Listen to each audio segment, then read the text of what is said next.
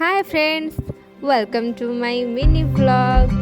आज mini vlog रे आमे गोटे बढ़िया रेसिपी बनेबा। सेटा होछि मटन, जोटा कि समस्तिंगर फेवरेट। फर्स्ट टाइम मटन रे बनेया पेंगा फर्स्ट रेसिपीटा होछि जे पियाज रसुन आदा टमाटो आलू सबको भल भाव रे मसला मसली पकई टे कसे दबा। टिके भल भाव से कसी जीवो तापरे मटन को सेते पकई दबा। मटन टाक भी पकईकी भल भाव में गोलिकी घाटे लगे जिते पर्यटन भलसे से कषि ही न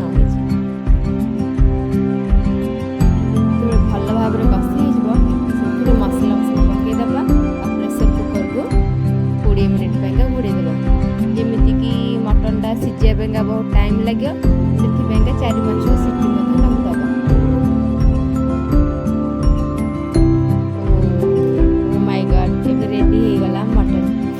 देखिए कितने सुंदर देखा जाए। तो प्लीज गोटे सब्सक्राइब निहाती करेंगे।